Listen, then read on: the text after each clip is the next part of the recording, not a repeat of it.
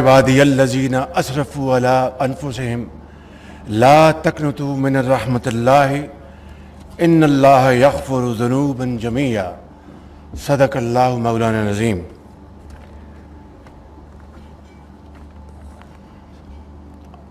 साहब अल-माली दैफ़ुश शरफ़ी अखल करीम इब्राहीम अल-मुबारक असहाब उस-सआदा आदा वफ़द अल-मुमलिकत अल-अरबिय्या सऊदिया अल-वज़रा अल-कराम general Syed Asim Munir rice Jaish Pakistan अय्युहल ज़ुमला व रवादुल अम्माल मिन पाकिस्तान साद सफ़ीर अखल करीम नवाफ सईदुल मालिकी अय्युस सादा व सय्यदात अस्सलामु अलैकुम व रहमतुल्लाहि व बरकातुहू व अहलन व सहलन व मरहबन बिकुम जमीअन।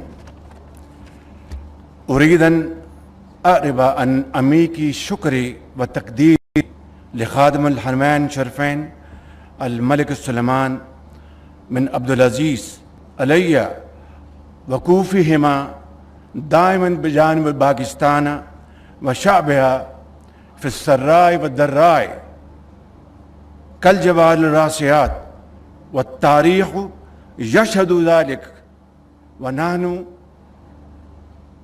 ला नंसा अबदन इंशाअल्लाह बिइज़्निल्लाह। Ladies and gentlemen, Assalamu alaikum. It's really a great pleasure to be here this evening to welcome our most honorable and most respected guest from our brotherly country, Kingdom of Saudi Arabia.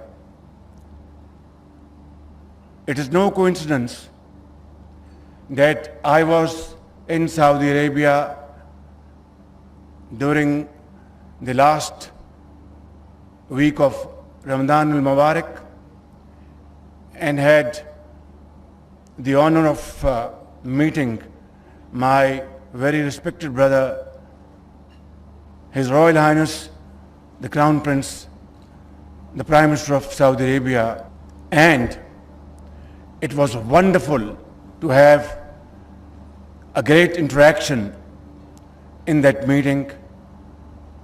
I was extremely encouraged and I was deeply impressed by his forward-looking vision, which has now transformed Kingdom of Saudi Arabia in many ways for all time to come, be it agriculture or education or information technology, communication, infrastructure, youth empowerment, inclusive policy, you name it and it is there. It is all because of his very dynamic and visionary leadership, which has today placed Saudi Arabia amongst the most progressive societies around the globe. Economy, one of the fastest growing economy. Infrastructure, the most latest in the world. And transport facilities, unbelievable. Job opportunities in abundance, and investments in Saudi Arabia and in other parts of the country, of the world, is phenomenal. And the policy has its basic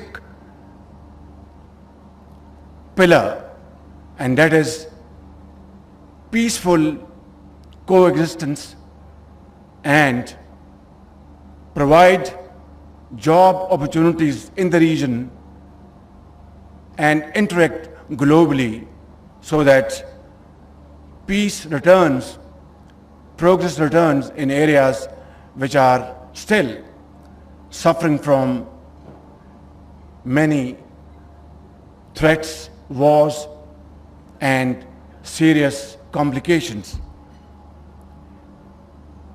And now we have this great galaxy of business friends from Saudi Arabia who are outstanding businessmen, investors, traders, policymakers. And I cannot remember that when was the last time we had received such a large delegation from Saudi Arabia with commitment and sincerity of purpose to interact with Pakistani business counterparts, so that this process of brotherhood and friendship transforms from those transactions which have not helped Pakistan in the past. There is no question about the fountain of generosity from brotherly countries like Saudi Arabia, always standing by Pakistan, as I said in my opening remarks in Arabic language. I'd like to very briefly explain to you. I said that Saudi Arabia has stood by Pakistan through thick and thin. Bisarrai wa darrai, and in good times and bad times and difficult times. And we, even if we want to thank them, we cannot. We don't have the words how to thank their generosity for the last more than 7 decades of Pakistan's history. And now, under the most dynamic leadership of my brother, the Crown Prince